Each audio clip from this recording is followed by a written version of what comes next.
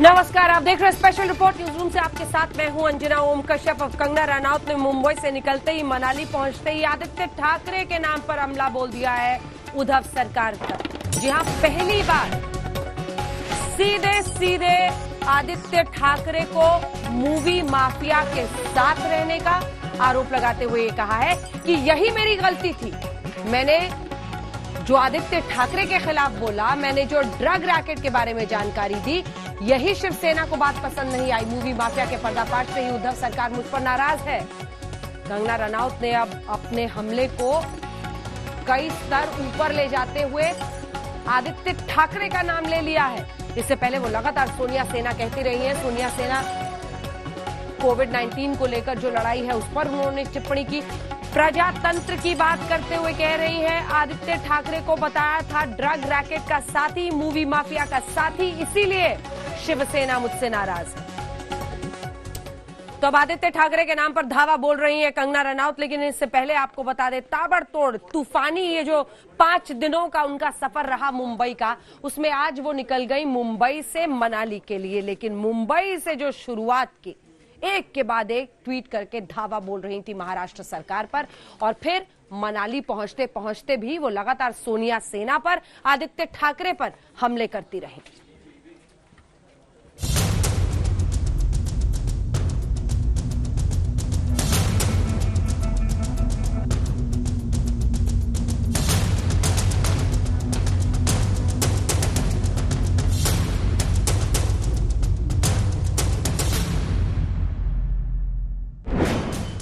रण अधूरा है, कंगना का प्रण अधूरा है, यलगार अधूरी है, ललकार अधूरी है। भारी मन से घायल सिंघनी घर लौट आई है। मुंबई से भले ही मनाली पहुंच गई हैं कंगना रनौत, लेकिन महाराष्ट्र सरकार से उनका संग्राम अभी खत्म नहीं हुआ है। कंगना के तेवर बिल्कुल भी कमजोर नहीं पड़े हैं। मुंबई को पीओके करार देने वाली कंगना ने अपने ताजा ट्वीट में लिखा, दिल्ली के दिल को चीर के वहां इस साल खून बहा है। सोनिया सेना ने मुंबई में आजाद कश्मीर के नारे लगवाए।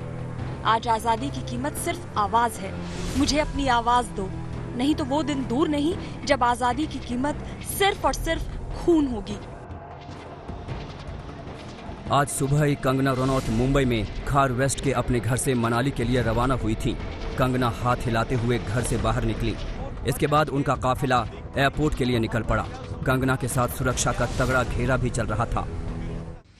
देखिए, हम इस वक्त मुंबई अंतर्राष्ट्रीय हवाई अड्डे में पहुंच चुके हैं। इस वक्त जो आप अपनी स्क्रीन में देख रहे हैं, ये कंगना की गाड़ी है MH02 BM 0005। गाड़ी के लेफ्ट हैंड साइड में कंगना रनौत बैठी हुई। देखिए, एक्सक्लूसिव तस्वीरें इस वक्त आप आज तक पे देख रहे हैं। राइट हैंड साइड में उनकी बहन रंगोली बैठी हुई हैं। आगे आप देख सकते हैं कि उनका एस्कॉर्ट व्हीकल है, क्योंकि सेंट्रल गवर्नमेंट से उनको वाई कैटेगरी मिली हुई है। उसके आगे भी मुंबई पुलिस है। देखिए, पीछे भी मुंबई पुलिस के कर्मी हैं। तो यानी आगे पीछे दोनों तरफ अच्छी खासी यहां पर कंगना रनौत को सिक्योरिटी मिली हुई है, और वो मुंबई अंतर्राष्ट्रीय हवाई अड्डे इस वक्त जा रही हैं। ये हाईवे के बाद करीब 100 मीटर का रास्ता है। इसके बाद वो पहुंच जाएंगी एयरपोर्ट के अंदर। कंगना की चंडीगढ़ के लिए फ्लाइट सुबह 8:55 की थी। कंगना को चूंकि पहले से ही वाई कैटेगरी की सुरक्षा मिली है, लिहाजा एयरपोर्ट पर पहले से सुरक्षा के कड़े इंतजाम थे। एयरपोर्ट पर जिस दिन वो आई थी, खूब तमाशा हुआ था।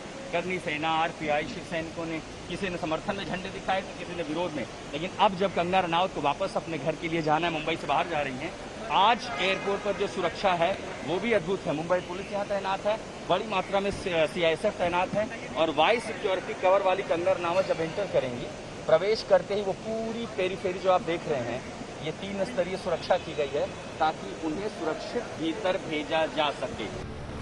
कंगना करीब 8:30 बजे एयरपोर्ट पहुंची। एयरपोर्ट पहुंचकर उन्होंने ट्वीट किया, जिसमें एक बार फिर पीओके वाली बात उठाई। कंगना ने लिखा,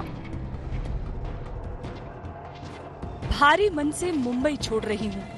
जिस तरह से इन दिनों लगातार मुझे आतंकित किया गया था, और मेरे काम की जगह के बाद मेरे घर को तोड़ने की कोशिश में लगातार हमले और गालियां दी गईं। मुझ पर हमले को लेकर सुरक्षाकर्मी अलर्ट थे। कहना चाहिए कि पीओके को लेकर कही गई मेरी बात सही थी।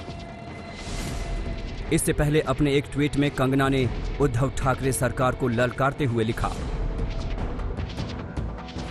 रक्षक ही भक्षक होने का ऐलान कर रहे हैं, घड़ियाल बन लोकतंत्र का चीरहरण कर रहे हैं, मुझे कमजोर समझकर बहुत बड़ी भूल कर रहे हैं, एक महिला को डराकर उसे नीचा दिखाकर अपनी इमेज को धूल कर रहे हैं। करीब 11:15 बजे कंगना की फ्लाइट चंडीगढ़ पहुंची। कंगना तेजी से बाहर आईं। मीडिया के कैमरे उनका पीछा कर रहे थे, लेकिन कंगना बिना रुके आगे बढ़ी और मनाली के लिए निकल गईं।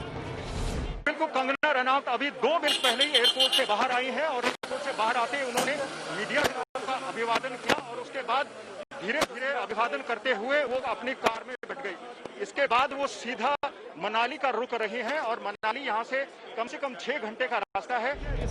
कंगना चंडीगढ़ पहुंच तो गई थी, लेकिन उनके दिल में जो आग जल रही थी वो अब भी दहक रही थी। चंडीगढ़ पहुंचने के बाद कंगना ने शिवसेना पर हमला बोलते हुए अगला ट्वीट किया, चंडीगढ़ में उतरते ही मेरी सिक्योरिटी नाम मात्र रह गई है।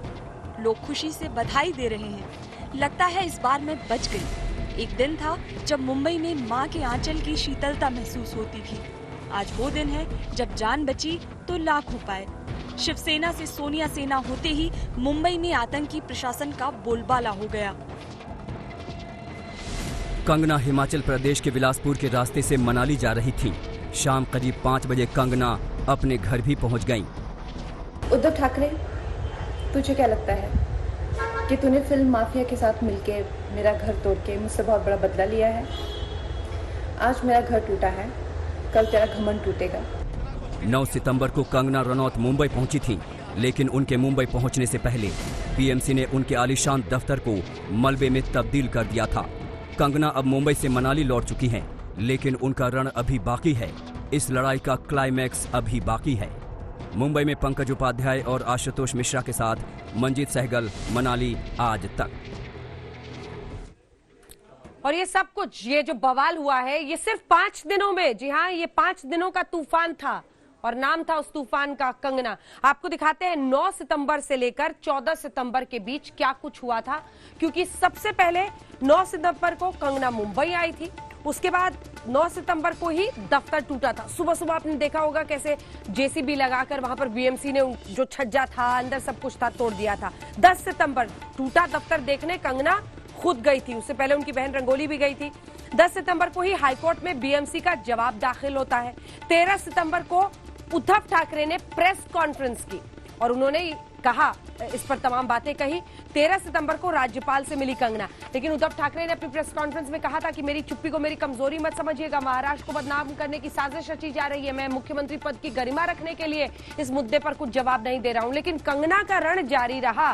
13 सितंबर को राज्यपाल से मिली, बाहर आई, हाथ में उनके एक लोटस था, जी हां, कमल का फूल, और खुलकर कहा कि मुझे न्याय चाहिए और इसीलिए मैं यहां पर राज्यपाल से मिलने आई हूं। 14 सितंबर कंगना रनौत ने मुंबई छोड़ी, मनाली के लिए निकली, लेकिन मुंबई से लेकर मनाली तक मुझे लगता है हर जगह पर हर कुछ घंटे के अंदर वो ट्वीट करती रही और ट्वीट कर करके वो लगातार उद्धव सरकार पर हमले बोलती रही। तो एक तरफ उद्धव का हमला, जिसमें कंगना रनौत का हमला, जिसमें आज उन्होंने एक बार फिर से मुंबई छोड़ते हुए कहा कि मैंने जो पीओके मुंबई को कहा था, मेरा वो बयान साबित हुआ सही। लेकिन इससे आगे जाते हुए बात आदित्य ठाकरे तक पहुंची, लेकिन सवालों के घेरे में शिवसेना के भी वो तमाम नेता हैं जिनमें अमर्यादित टिप्पणी की है और ट्वीट किया है अपशब्दों के साथ कंगना के।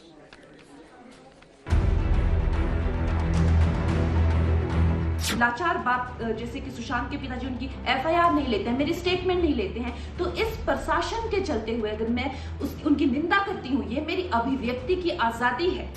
आप जिस थाली में खाते हो उस थाली में थूकते हो। और संजय जी, मैं 9 सितंबर को आ रही हूँ, आपके लोग कह रहे हैं कि आप लोग मेरा जबड़ा तोड़ दें। वो खुद बोलते हैं मेरा विश्वास नहीं है, तो विश्वास नहीं है तो ऐसे अविश्वास के माहौल में आप यहाँ क्यों आती है? संजय राउत जी, आपने मुझे कहा कि मैं एक हरामखोर लड़की हूँ। तू हरामखोर है, यानी तू बहुत नॉटी है। इस देश की बेटी आपको माफ नहीं करेगी संजय जी। आपने उन सब महिलाओं का शोषण करने वालों को सशक्तिकरण किया है। अगर हमने ये कहा तो बोलते हमको धमकी दी, ये मेंटल केस है। संजय जी, मैं आपकी निंदा करती हूँ, आप महाराष्ट्र नहीं हैं। झूठे आरोप करते हैं, बदनामी होती है हमारे मुंबई पुलिस के राज्य की। आज मेरा घर टूटा है, कल तेरा घमंड टूटेगा। ये वक्त का पहिया है, याद रखना। सरकार को लगा होगा कोई इलीगल काम कहाँ हुआ है तो सरकार की तरफ से काम किया होगा। गवर्नर सर ने मुझे एक बेटी की तरह सुना और मेरी जो भी है मुझे सहानुभूति दी और मैं ये उम्मीद करती हूँ कि मुझे न्याय मिलेगा। 5 दिन मुंबई में बिताने के बाद अभिनेत्री कंगना रनौत अपने घर मनाली पहुंच गई। लेकिन इसका मतलब ये नहीं कि उन्होंने उद्धव सरकार से अपनी लड़ाई छोड़ दी है। मनाली पहुंचते ही कंगना ने उद्धव ठाकरे सरकार पर झन्नाटेदार ट्वीट किया। पहली बार उद्धव के बेटे आदित्य ठाकरे को लपेटे में ले लिया। कंगना ने लिखा, महाराष्ट्र सरकार के मुख्यमंत्री की समस्या ये है कि मैंने मूवी माफिया सुशांत के हत्यारों और उनके ड्रग रैकेट का पर्दाफाश किया, जो उनके प्रिय बेटे आदित्य ठाकरे के साथी हैं। यही मेरा बड़ा अपराध है, लिहाजा वो मुझे ठीक करना चाहते हैं। ठीक है, देखते हैं किसको कौन ठीक करता है। कंगना शिवसेना पर हमलावर हैं तो शिवसेना भी पीछे नहीं है। कंगना का मुंबई को पीओके कहना शिवसेना नेता पचा नहीं पा रहे हैं।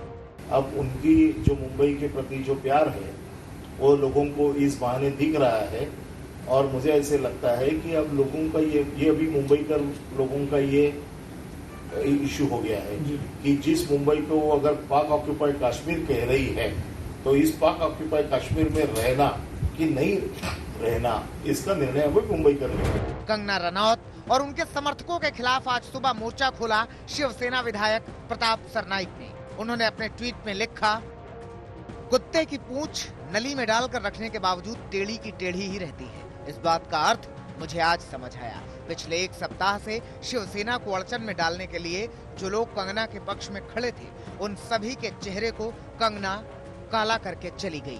अगर धमकी का सही मायने में अगर आप डेफिनेशन देखना चाहते हो तो आप डिक्शनरी खोल लीजिए। आप एक राज्य की बदनामी करते हो, एक राज्य के पुलिस को माफिया करते हो, माफिया बोलते हो, और उसके बावजूद आप उसी पुलिस के संरक्षण में घूमती हो। वही पुलिस आपकी रक्षा कर रहे हैं, वही सरकार आपके साथ आपको प्रोटेक्शन दे रहे हैं। उद्धव जी ठाकरे बदनाम महाराष्ट्र ने, महाराष्ट्र की ठाकरे सरकार है। रिटायर्ड नेवी ऑफिसर से लेके कोई भी सरकार के विरुद्ध में बोलता है तो उसको जेल में डाला जाता है या मारपीट की जाती है। कंगना रनौत 9 सितंबर को मुंबई पहुंची थी और उनके मुंबई पहुंचने से पहले बीएमसी ने उनके पाली हिल वाले दफ्तर पर कहर बरपा दिया था। कंगना रनौत ने उद्धव सरकार को जमकर खरी खोटी सुनाई थी। ये वक्त का पहिया है, याद रखना, हमेशा एक जैसा नहीं रहता। और मुझे लगता है कि तुमने मुझ पर बहुत बड़ा एहसान किया है, क्योंकि मुझे पता तो था कि कश्मीरी पंडितों पे क्या बीती होगी। आज मैंने महसूस किया है। कंगना ने उद्धव ठाकरे पर सीधा हमला बोला तो शिवसेना भला इसे कैसे पचा सकती थी। शिवसेना ने अपने मुखपत्र सामना के जरिए कंगना पर हमला जारी रखा। सामना ने अपने ताजा संपादकीय में लिखा, एक अभिनेत्री मुंबई में बैठकर महाराष्ट्र के मुख्यमंत्री के प्रति तू तड़ाक की भाषा में बोलती है, उस पर महाराष्ट्र की जनता कोई प्रतिक्रिया नहीं देती है। अवैध निर्माण पर हथौड़ा चला तो राम मंदिर बताकर ड्रामा किया। मुंबई को पाकिस्तान कहना और अवैध निर्माण की सर्जिकल स्ट्राइक पर छाती पीटना, ये कैसा खेल है। इधर शिवसेना बनाम कंगना रनावत जारी है। सामना ने भी हल्ला बोल दिया है। वाई कैटेगरी सुरक्षा को लेकर न सिर्फ केंद्र सरकार पर बल्कि हिमाचल की सरकार पर भी सामना ने हल्ला बोला है। शिवसेना के मुखपत्र सामना ने अपने संपादकीय के जरिए कंगना की 5+ सुरक्षा पर सवाल उठाते हुए केंद्र के साथ साथ हिमाचल सरकार को भी घेर लिया। एक अभिनेत्री ने मुंबई पुलिस का अपमान किया, इसलिए नाराजगी व्यक्त की गई। उसे धमकी मानकर उसे 5+ जैसी जबरदस्त सुरक्षा हिमाचल और केंद्र सरकार ने दे दी। महिला की मर्यादा के बदले उनकी जितनी सराहना की जाए उतनी कम ही होगी। लेकिन कांगड़ा में एक महिला से 7 लोगों ने सामूहिक बलात्कार किया और जान से मारने की धमकी दी। उस अबला को भी Z+ सुरक्षा देनी चाहिए थी। कंगना रनौत ने उद्धव सरकार पर जितने हमले किए, जवाब सामना में दिया गया। कल उद्धव ठाकरे ने प्रेस कॉन्फ्रेंस की, कंगना को आगाह किया कि उनकी चुप्पी को उनकी कमजोरी न समझा जाए। सुद्धा धोके आणि एकूण ज्या काही गोष्टी आहेत त्या आपल्यासमोर मी नक्की मांडणार आहे। मी बोलत नाही याचा अर्थ असं नाही की माझ्याकडे उत्तर नाही, पण एक मुख्यमंत्री पदाच्या खुर्चीवरती बसलेला आहे, त्याला साजेसं काम आपल्याला करावं लागते। कंगना रनौत और शिवसेना का युद्ध भी थमा नहीं है। कंगना ने मनाली पहुंचने के बाद भी मोर्चा खोल रखा है। शिवसेना भी अपनी तलवार अभी म्यान में वापस रखने के लिए तैयार नहीं दिखाई दे रही है। पंकज उपाध्याय के साथ आशुतोष मिश्रा, मुंबई, आज तक।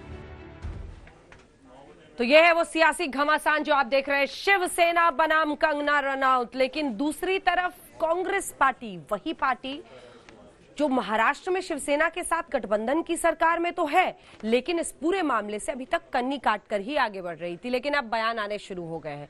महाराष्ट्र कांग्रेस ने धावा बोला है, नौटंकी कहा है कंगना का। उधर मध्य प्रदेश वाले कह रहे हैं झांसी की रानी है, आइए झांसी।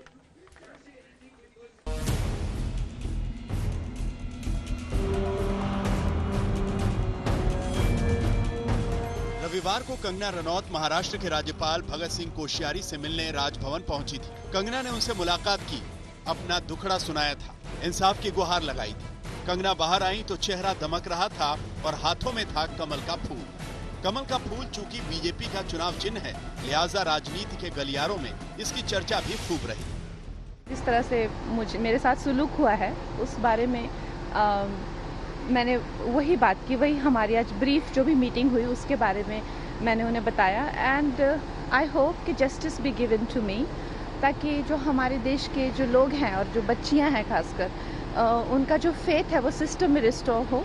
और मैं कोई पॉलिटिशियन तो हूँ नहीं और मेरा कोई पॉलिटिक्स से लेना देना तो है नहीं। गवर्नर सर ने मुझे एक बेटी की तरह सुना और मेरी जो भी है मुझे सहानुभूति दी और मैं ये उम्मीद करती हूँ कि मुझे न्याय मिलेगा। कंगना और शिवसेना के बीच जंग छिड़ी है। अब तक कंगना के मुद्दे पर सरकार में शिवसेना की पार्टनर कांग्रेस ने करीब करीब चुप्पी साध रखी थी, लेकिन आज कांग्रेस नेता सचिन सावंत ने व्यंग करते हुए कहा कि कंगना तो ड्रग माफिया और बॉलीवुड की साठगांठ बताए बिना ही मुंबई से चली गई। आश्चर्य इस बात का है कि जो बात जहां से शुरू हुई थी वो बात ये थी कि उनके पास बॉलीवुड और ड्रग माफिया कनेक्शन के बारे में अहम जानकारी है। अगर ये जानकारी अहम है तो निश्चित तौर पर ये जो गुनाह बॉलीवुड की तरफ से या इंडस्ट्री की तरफ से हो रहा है, ये जानकारी उनको जो जांच कर रही है उस एजेंसी को देना चाहिए। ये जानकारी होने के बावजूद अगर वो ये अपने पास की जानकारी नहीं देना चाह रही है तो निश्चित तौर पर ये गुनाह तो है ही, लेकिन क्या ये भी सवाल इससे उत्पन्न होता है कि ये जो चल रहा था अब तक, क्या वो कोई राजनीतिक दृष्टिकोण से किया गया हुआ हमला था? जो हम आरोप कर रहे हैं वही सही साबित हो रहा है और ये पूरी तरह से नौटंकी थी। कंगना और महाराष्ट्र सरकार की ये लड़ाई बॉर्डर पार कर मध्य प्रदेश तक पहुंच गई। मध्य प्रदेश कांग्रेस ने कंगना को ग्वालियर का न्योता भेज दिया। कांग्रेस के मध्य प्रदेश प्रवक्ता के मिश्रा ने मणिकर्णिका पर एक वीडियो पोस्ट करते हुए अपने ट्वीट में लिखा, कंगना रनौत जी, मणिकर्णिका में झांसी की रानी के रूप में आपने सिंधिया को राष्ट्रद्रोही बता ऐतिहासिक तथ्य को नवाजा है। हर पल रंग बदलने वाले शिवराज सिंह चौहान अब अपनी बगल में बैठाकर उन्हें देशभक्त बता रहे हैं। आप आमंत्रित हैं ग्वालियर। नारी शक्ति के सम्मान का इंतजार इस भूमि को भी है।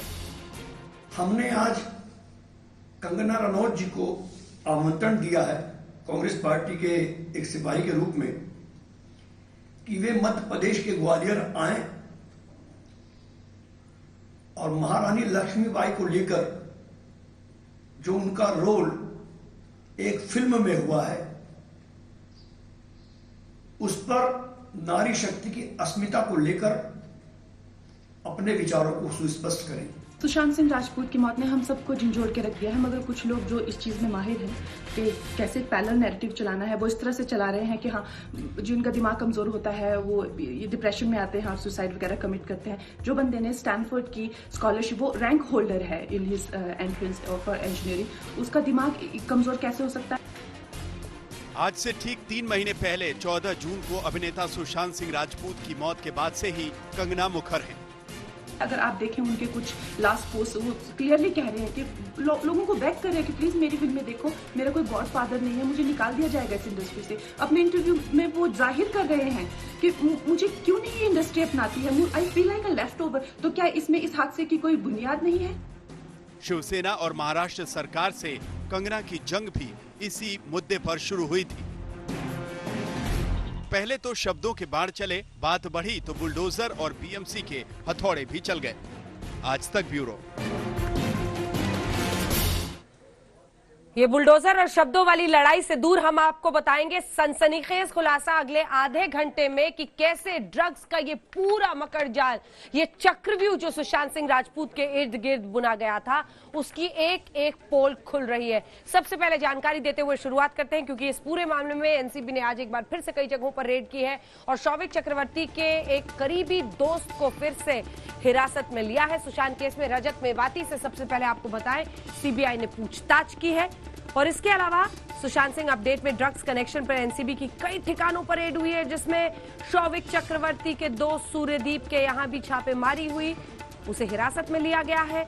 जल्दी एनसीबी करेगी बॉलीवुड में बड़े नामों का खुलासा, इस तरह की जानकारी सामने आ रही है। और अब बात करते हैं सुशांत सिंह राजपूत मामले की ही, क्योंकि इन्हीं खबरों ने देश को इस वक्त एक तरह से जकड़ रखा है। लेकिन सवाल यह है कि क्या था वो जिसने सुशांत सिंह राजपूत को जकड़ रखा था। आज जो हम खुलासा करने वाले हैं, सुशांत सिंह राजपूत के एक फार्म हाउस का जिक्र आपने बार बार सुना होगा। यहीं से ड्रग्स का पूरा चक्रव्यूह रचा गया था। उस फार्म हाउस में ऐसे सबूत मिले हैं जिससे सच सामने आ जाएगा। देखिए।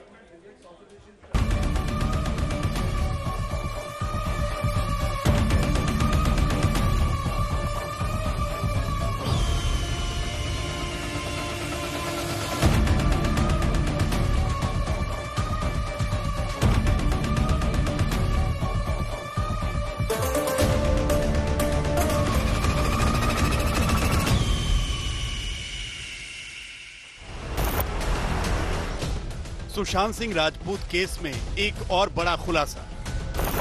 सुशांत के फार्म हाउस पर रिया की साजिश का पर्दाफाश। सुशांत के फार्म हाउस पर मिले ड्रग पार्टी के सबूत। सुशांत के फार्म हाउस पर ड्रग पार्टी में बॉलीवुड अभिनेत्रियां भी शामिल। सुशांत के फार्म हाउस से खुलेगा सुशांत की मौत का रहस्य। आज 14 सितंबर है और सुशांत की मौत को पूरे 3 महीने हो चुके हैं। ईडी से लेकर नारकोटिक्स कंट्रोल ब्यूरो और सीबीआई यानी तीन जांच एजेंसियां सुशांत की मौत के रहस्य को सुलझाने में लगी हुई हैं। सुशांत केस में पिछले 3 महीने में एक से बढ़कर एक खुलासे हुए हैं। रिया चक्रवर्ती और उसके भाई शौविक चक्रवर्ती का पूरा ड्रग्स गैंग सामने आ चुका है।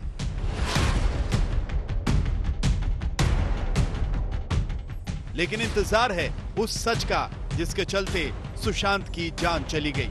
एनसीबी इसी सच का पीछा करते करते एक और साजिश तक पहुंच चुकी है। जी हां, वो साजिश जो सुशांत के फार्म हाउस पर रची गई और जिस साजिश की मुख्य सूत्रधार भी सुशांत की गर्लफ्रेंड रिया चक्रवर्ती ही नजर आ रही है।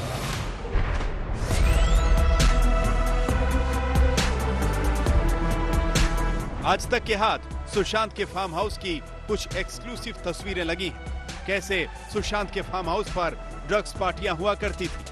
सुशांत केस में ड्रग्स के एक एक एंगल को खंगाल रही एनसीबी जब सुशांत के फार्म हाउस पर पहुंची तो उसकी आंखें खुली की खुली रह गईं। एनसीबी की टीम को सुशांत के फार्म हाउस से कई चौंकाने वाली बातें पता चली। साथ ही फार्म हाउस में नशे का सामान और कुछ दवाएं भी मिली, जिससे साफ होता है कि सुशांत के फार्म हाउस पर ड्रग्स पार्टियां दी जाती थी। सुशांत का फार्म हाउस महाराष्ट्र के पावना डैम के पास है। सुशांत के इस फार्म हाउस का नाम हैंगआउट है। एक लीड मिलने के बाद 8 सितंबर को एनसीबी की टीम सुशांत के फार्म हाउस पर गई थी, जहां की एक्सक्लूसिव तस्वीरें आज तक के पास मौजूद है। नारकोटिक्स कंट्रोल ब्यूरो की टीम ने जब सुशांत का फार्म हाउस खंगाला तो वहां से कुछ सुशांत की दवाइयां, नशे में इस्तेमाल होने वाली चीजें बरामद हुई। नारकोटिक्स कंट्रोल ब्यूरो ने सुशांत का फार्म हाउस घंटों तक खंगाला। उसके बाद नारकोटिक्स कंट्रोल ब्यूरो की टीम उस आइलैंड पर गई जहां सुशांत अक्सर जाते थे। आइलैंड के पास एक शख्स का स्टेटमेंट बकायदा नारकोटिक्स कंट्रोल ब्यूरो ने लिया है, जिसमें उस शख्स ने बताया है कि सुशांत बॉलीवुड की 3 हीरोइनों के साथ अकेले अकेले उस आइलैंड पर जाते थे और वहां पर ड्रग्स पार्टी होती थी। नारकोटिक्स कंट्रोल ब्यूरो की टीम अब उन बॉलीवुड की हीरोइनों पर नजर गड़ाए हुए है। आने वाले दिनों में उनको सम्मन भी भेजा जा सकता है। या हम आपको बता दें कि ये बॉलीवुड की 3 वो हीरोइनें हैं जिनमें से 2 एक्ट्रेस सुशांत के साथ को स्टार भी रही हैं। तो फिलहाल नारकोटिक्स कंट्रोल ब्यूरो की टीम की नजर सुशांत के फार्म हाउस के अलावा आइलैंड पर होने वाली पार्टियों पर भी है और आने वाले दिनों में नारकोटिक्स कंट्रोल ब्यूरो इस मामले में बड़ा खुलासा कर सकती है। सुशांत के फार्म हाउस से मिला नशे का सामान। सुशांत के फार्म हाउस से कुछ दवाएं भी मिली। सुशांत के फार्म हाउस से बड और गांजा पीने वाला सामान मिला। सुशांत सिंह राजपूत के फार्म हाउस का नाम हैंगआउट है। एनसीबी ने फार्म हाउस की सीसीटीवी फुटेज सीज की। अब एनसीबी की नजर उन लोगों पर है जो सुशांत के फार्म हाउस में आए जाया करते थे और इसी वजह से एनसीबी की टीम सुशांत के फार्म हाउस से मिले सीसीटीवी फुटेज को सीज कर लिया है। इसके अलावा एनसीबी की टीम फार्म हाउस से आगे उस आइलैंड को भी देखने पहुंची जहां सुशांत अपनी गर्लफ्रेंड रिया चक्रवर्ती के अलावा 2 और बॉलीवुड अभिनेत्रियों को लेकर गए थे। नारकोटिक्स टीम को इसी जगह पर ड्रग पार्टी होने की जानकारी भी मिली। अब इस मामले में एनसीबी की टीम ने कुछ बयान भी दर्ज किए हैं। एनसीबी की टीम सुशांत केस में ड्रग्स कनेक्शन की जबरदस्त पड़ताल कर रही है और इसी के तहत उसने रिया चक्रवर्ती को गिरफ्तार करके 14 दिन के लिए भायखला जेल भेजा है। रिया के भाई शोविक चक्रवर्ती से लेकर सुशांत के कई स्टाफ और ड्रग पेडलर को एनसीबी गिरफ्तार कर चुकी है। एनसीबी की गिरफ्त में रिया और उसके भाई शोविक चक्रवर्ती का ड्रग्स गैंग हर रोज नए खुलासे कर रहा है और उन्हीं खुलासों में एनसीबी पूरा ड्रग्स नेटवर्क तोड़ रही है और जगह जगह रेड मार रही है। नई नई गिरफ्तारियां हो रही। अब तक की एनसीबी की जांच में बॉलीवुड में चल रहे ड्रग्स कार्टेल का भी खुलासा हुआ है। आज संसद में भी बीजेपी सांसद रवि किशन ने बॉलीवुड में ड्रग्स का मुद्दा उठाया। हमारी फिल्म इंडस्ट्री में भी इसके एडिक्शन करवा दी। अरे सुनो यार, हमारी वो एडिक्शन आज हमारी सरकार ने कई लोगों को पकड़ा है, पकड़े जा रहे हैं। NCB is doing very good work. But महोदय, दुख की बात है कि इस प्रकार की गतिविधियां हमारी इंडस्ट्री के द्वारा भी, जहां पे स्टारों को देखा जाता है, उनको रोल मॉडल माना जाता है, तो मैं आपके माध्यम से केंद्र सरकार से आग्रह करता हूं, अपनी सरकार से, जो हिसाब से आज हम लोग एकदम इनको चारों तरफ पकड़ रहे हैं, तो ये सख्त कार्रवाई की जाए, दोषियों को जल्द पकड़ा जाए। एनसीबी ने शोविक के दोस्त सूर्यदीप मेहरोत्रा को भी हिरासत में लिया है, जिसका कनेक्शन हाई-फाई ड्रग्स पार्टियों से है। एनसीबी अब सूर्यदीप से पूछताछ कर रही है, जिसमें और भी कई बेहद चौंकाने वाले खुलासे होने की उम्मीद है। अरविंद ओझा, मुंबई, आज तक। अब आइए आपको दिखाते हैं सुशांत केस में एक और बड़ा खुलासा। एक साथ तीन ड्राइवर्स सुशांत सिंह राजपूत के आज तक पर बोलेंगे। ये वही 3 ड्राइवर्स हैं जिनसे सीबीआई ने पूछताछ की है, लेकिन ये क्या कह रहे हैं और इनसे पूरी तस्वीर कैसे हो रही है साफ, देखिए।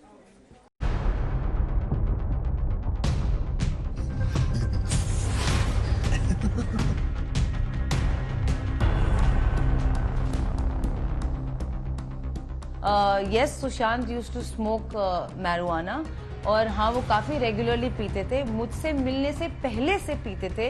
बाकी ऐसा पार्टी और दारू ड्रग्स तो हमारे सामने नहीं।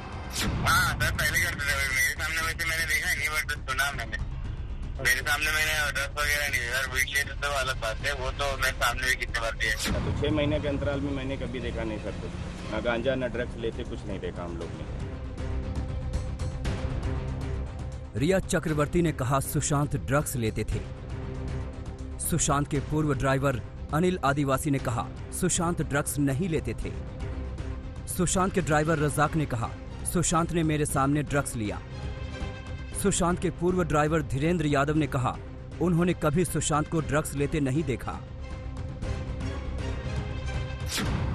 आखिर कौन सच बोल रहा है और कौन झूठ? सुशांत के 3 ड्राइवर से आज तक की एक्सक्लूसिव बातचीत। सुशांत के 2 ड्राइवरों ने बोला सुशांत ने ड्रग्स नहीं लिया। सुशांत के एक ड्राइवर ने बोला सुशांत को ड्रग्स लेते हुए देखा। सुशांत के ड्राइवरों से सीबीआई ने किए सवाल। ये है अनिल आदिवासी। सुशांत के फिल्म केदारनाथ रिलीज के वक्त इन्होंने करीब 2.5 महीने सुशांत की गाड़ी चलाई थी और अब सुशांत केस में सीबीआई ने अनिल से करीब घंटे भर की पूछताछ की है। पूछताछ के बाद आज तक ने भी अनिल आदिवासी से एक्सक्लूसिव बातचीत की। अनिल ने आज तक के कैमरे पर सबसे अलग खुलासा किया। हमारे सामने जो ड्रग्स लिए नहीं तो हम किसको कैसे बता दें भाई ड्रग्स। पहली बात तो मुझे मालूम नहीं ड्रग्स कहते किसको है, मैं कभी देखा ही नहीं। अनिल आदिवासी अकेले नहीं हैं जो सुशांत के ड्रग लेने पर सवाल उठा रहे हैं, बल्कि अक्टूबर 2018 से अप्रैल 2019 तक सुशांत की कार ड्राइव करने वाले ड्राइवर धीरेन्द्र यादव ने आज तक के कैमरे पर सुशांत के ड्रग्स न लेने की बात कही। हम आपको बता दें कि धीरेन्द्र फिल्म छिछोरे की शूटिंग के दौरान 6 महीने तक सुशांत के साथ थे। धीरेन्द्र का दावा है कि उन्होंने कभी सुशांत को ड्रग्स लेते हुए नहीं देखा। केदारनाथ के टाइम जब मैं आया था रिलीजिंग के टाइम पे तो सुशांत सर कोई ड्रग्स वगैरह कोई कुछ नहीं ले रहे थे। हम लोग ने कभी नहीं देखा, ना तो उनको गाड़ी में देखा ना तो ऐसा किधर भी नहीं देखा। कोई ड्रग्स वगैरह कुछ नहीं कभी नहीं ले रहे थे, ना तो हम लोग साथ में भी थे इतना दिन तो कभी हम लोग ने देखा ही नहीं। अभी मैडम जहाँ तक मैंने 2018 से 2019 तक मैं 6 महीना काम किया तो 6 महीने के अंतराल में मैंने कभी देखा नहीं सर को, ना गांजा ना ड्रग्स लेते कुछ नहीं देखा हम लोग ने। तो मैं नहीं झूठ बोल सकता हूँ कि मैंने देखा। लेकिन सुशांत के तीसरे ड्राइवर रज्जाक का बयान 2 ड्राइवरों से बिल्कुल अलग है। रज्जाक से भी सीबीआई ने पूछताछ की है और जब आज तक ने रज्जाक से फोन पर बातचीत की तो उसने साफ साफ कहा कि सुशांत ड्रग्स लेते थे। हीरो बाबा इसको लेकर भी पूछा था क्या उन्होंने कि सुशांत ड्रग्स लेते थे नहीं लेते थे? हाँ पूछा था। तो क्या बताया आपने? जो था वो बता दिया मैंने, सर तो थे ऑलरेडी पहले से तस्वीर।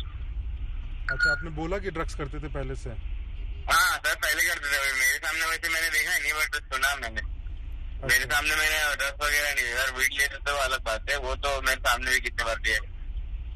अच्छा, और ये आप कब से कब तक थे उनके साथ में, सुशांत के साथ में? अक्टूबर 2019 अक्टूबर। हम आपको बता दें कि रज्जाक अक्टूबर 2019 से आखिरी वक्त तक सुशांत के साथ था, यानी रिया के सुशांत की जिंदगी में आने के बाद रज्जाक को एंट्री मिली थी। तो क्या माने कि रिया के आते ही सुशांत ने ड्रग्स लेना शुरू कर दिया था? एनसीबी भी इसी बात का पता लगाने में जुटी हुई है।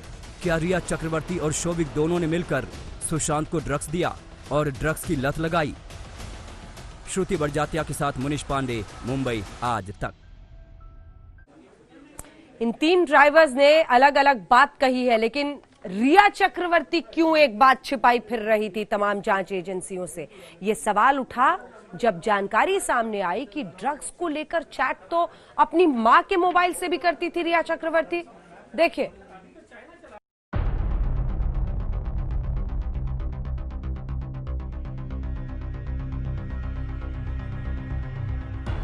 ड्रग्स केस में सुशांत की गर्लफ्रेंड रिया चक्रवर्ती को 22 सितंबर तक जेल भेज दिया गया है। रिया चक्रवर्ती इस वक्त मुंबई की बायखला जेल में बंद है। रिया जमानत के लिए छटपटा रही है, लेकिन एनसीबी का शिकंजा रिया चक्रवर्ती पर कसता ही जा रहा है। सूत्रों के मुताबिक एनसीबी को रिया के ड्रग्स मामले को लेकर एक बड़ा इनपुट मिला है। एनसीबी सूत्रों ने आज तक को एक बेहद एक्सक्लूसिव जानकारी दी है। ड्रग्स चैट के लिए रिया ने किया अपनी मां के फोन का इस्तेमाल। रिया की मां संध्या के फोन का पूरा डेटा एनसीबी के पास है। ईडी ने जब ये फोन मांगा तो रिया ने मोबाइल फोन नहीं दिया। एनसीबी ने रिया के घर छापेमारी में सीज किया उनकी मां का फोन। रिया इस फोन का इस्तेमाल कर रही थी। कई लोगों से रिया इस फोन के जरिए जुड़ी थी।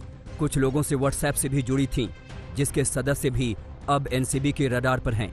अब सवाल ये कि क्या रिया ने एजेंसी को गुमराह किया? क्या मुंबई पुलिस ईडी ने इस फोन को नजरअंदाज कर दिया? क्या रिया ने जानबूझकर ये फोन एजेंसियों को नहीं दिया?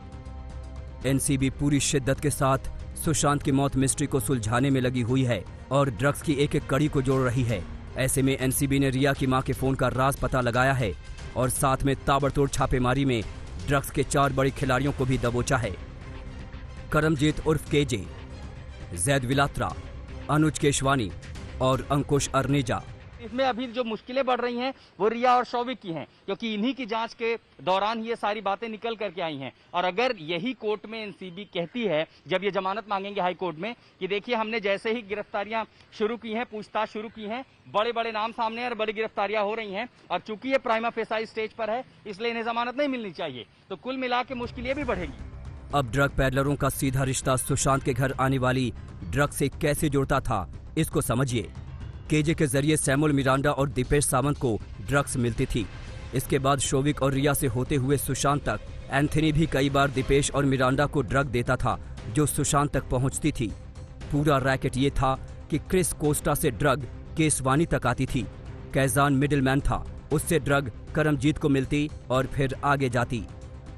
एनसीबी ने ड्रग पैडलर जैद विलात्रा और सुशांत के मैनेजर सैमुअल मिरांडा की कॉल डिटेल्स भी खंगाली है। दोनों के बीच कुल 3 कॉल की गई और 72 मिनट तक बातचीत हुई। एनसीबी करमजीत यानी केजे तक कड़ियां जोड़ते हुए पहुंची है, जबकि शोविक और रिया के ड्रग्स चैट से एनसीबी बासित परिहार और जैद विलात्रा तक पहुंची थी और इन्होंने ही तीसरे ड्रग पैडलर कैजान इब्राहिम का नाम लिया था। आशुतोष मिश्रा के साथ अरविंद ओझा, मुंबई आज तक। और इसी के साथ स्पेशल रिपोर्ट में इतना ही। देश दुनिया की बाकी खबरों के लिए आप देखते रहिए आज तक।